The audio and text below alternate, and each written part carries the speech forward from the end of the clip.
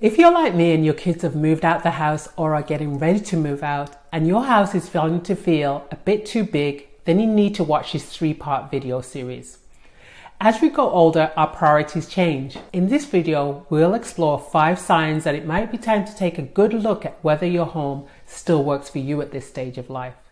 Hello, my name is Eileen Evans. If we haven't met before, I'm a real estate agent servicing the Greater Toronto area. I can help you downsize wise and live large in a smaller home. Number 1 sign.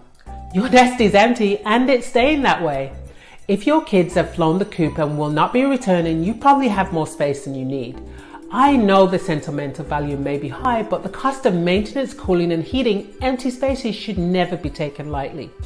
When you purchased your home, you were looking for a certain number of bedrooms for your growing family, but now, how much of that current home do you use daily?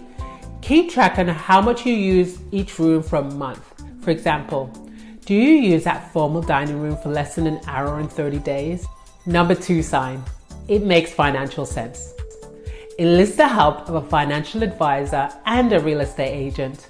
They will help you determine the financial costs and benefits of downsizing.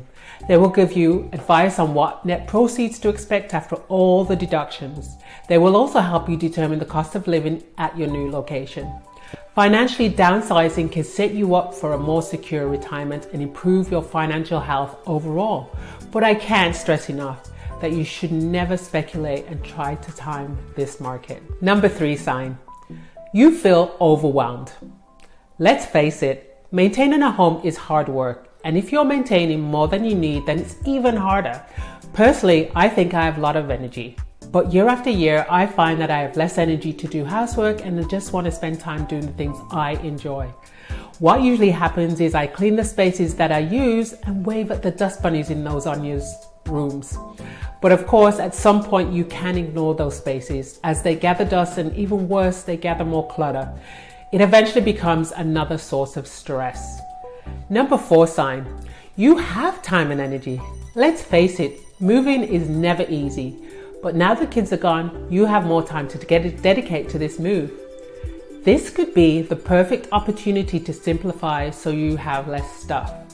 And it comes to no surprise, we all have too much stuff. You're at the stage of life where you can move at your own pace. Listen, this is such an important question to ask yourself. Would I prefer to purge my own stuff in my own time, or should I let my kids handle it? Number 5 sign. Aging in place is not an option. I know this is something you don't want to think about, but if you're blessed with a long life, aging is inevitable. So take an objective look at the current home. Could you live there if you had serious mobility issues? In the last few years, I've watched my parents go from using the stairs daily to not being able to climb them at all. It happened in a blink of an eye. It was not gradual. They didn't plan for it, so arrangements had to be made in an emergency. Of course, when decisions are made under duress, it's stressful for everyone. Now, if you can relate to this video and are toying with the idea of downsizing, stay tuned for part 2, where I explain the top 4 things to consider before you take your plan of action.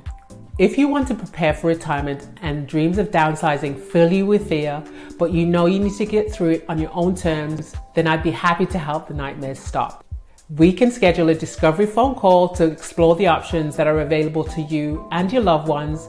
Just leave me a message below to book a time to chat with me, or leave a comment on any other downsizing challenges.